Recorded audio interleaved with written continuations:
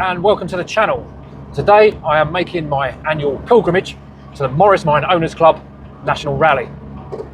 Now normally I would have my son joining me on this, but unfortunately dates clashed this year. But I'm not going completely alone. I'm actually going to be meeting partway with friends and fellow channel owners, Blind Man Morris. So join us for the journey and a look around the National Rally.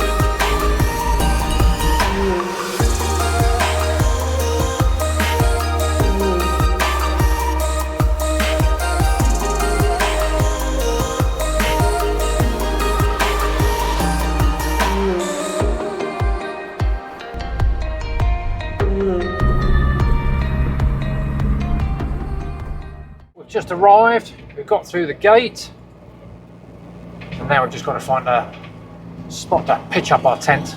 I should welcome our camping neighbours Alex and Maya. They've had their minor a week and this is their first ever national rally, so I hope you enjoyed it, guys. Well, that's it, we're all set up now, tents up, cars in the field.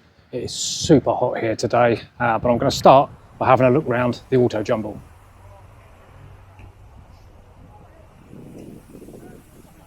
Now, I've got to say, it was just the perfect place to kick things off. Many of the stallholders had wisely set up under the shade of the trees, which, in this heat, was a really top move. As usual, there was no shortage of treasures. Everything from model cars, body panels to interiors, chrome works to well-loved bits, new old stock, traveller woodwork, and a whole array of smaller curiosities.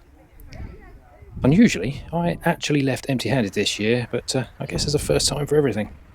For refreshments, we had Hawkstone beer, chicken or halloumi with fries, and a cracking little coffee bar. And I am particular about my coffee.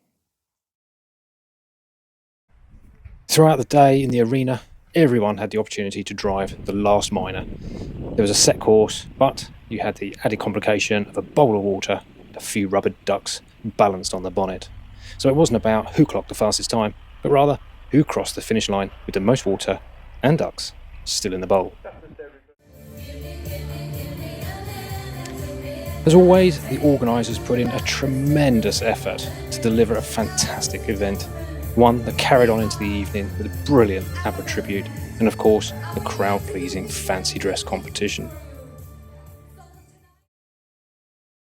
Sunday morning and the field began to fill with the cars, neatly arranged into their groups. I tried to capture as many as I could, but I'll leave you now with some music and let you see if you can spot your own car.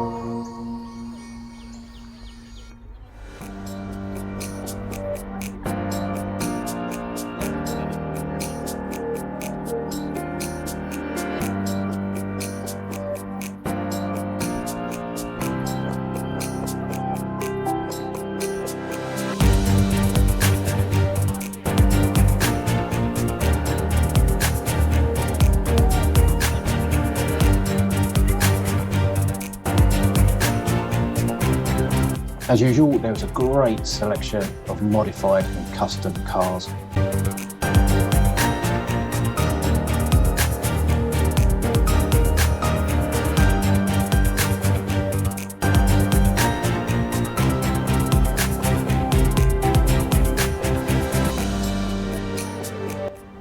Now the police were out in full force, keeping a watchful eye and making sure everyone was on their best behaviour. My car was well and truly put to shame by the stunning Concours entries, each one a true showstopper. They really were quite spectacular. Now unfortunately, on the way to the rally, I did hit a pothole and gave quite a bump. Now I didn't even realise the tyre was flat until the Sunday, but one speedy swap later and I was back on the road, slightly more inflated than before. Now just to mix things up a little, there was a brilliant array of other vehicles on display. Everything from pre-war Morrises, Oxfords, Isis, to a rare Reliant Scimitar, Austin's Rovers and a Wolseley or two. There were even some eye-catching custom builds and a surprisingly wide selection of land crabs. Now I must say a huge thanks to all of the organisers and volunteers. It really was truly an exceptional weekend. The event closed in fitting style, with a lovely afternoon tea in tribute to Rosie Hamilton, followed by the always anticipated award ceremony.